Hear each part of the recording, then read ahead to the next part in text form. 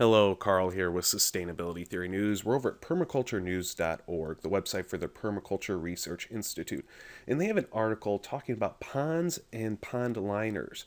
Now, ponds are very important in permaculture. They can support irrigation in times of drought. And if your pond is higher than most of your gardens, then you can get some natural water pressure without having a pump. I believe it's every 10 feet you get about 4 psi. But if it's your pond's on top of a hill, it probably won't catch rain naturally.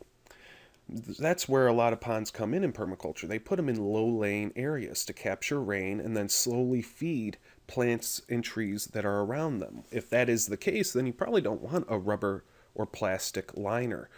You probably want a clay liner, but clay, you don't want it to seep too much water away, so you want to have about a foot of compressed clay. They talk about that in this article. Now, my grandfather built a clay pond. Basically, what he did is he bought an old bulldozer, bulldozed down to the clay, and the weight of the bulldozer driving around probably compressed it enough to just naturally collect water. And you know what? You can do something very similar, I'm sure, if you have clay in your soil. But if you don't, you might have to truck in some clay, and some good clay too.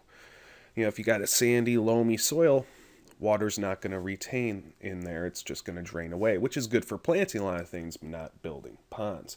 They talk about all sorts of different things in this article, and there's links to lots of videos as well, both clay lining and plastic lining, liner comparison video right here. All sorts of information in this article. This guy actually used recycled billboard tarps, which are a type of vinyl or vinyl chloride. And they also talk about the importance of having a soft bottom underneath these rubber liners so they don't puncture as easily. They talk about possibly using reclaimed carpet as that soft underliner. Nice way to recycle some stuff. But of course, plastics, rubbers, carpets might leach off chemicals. So if you raise fish in there or ducks, I don't know, or irrigating pond, you might want to do a little bit more research before you start using synthetic liner materials. You can follow the link in the description to read more about it or watch some of these videos. And if you'd like to see more news headlines like this, subscribe to my channel. Have a great day.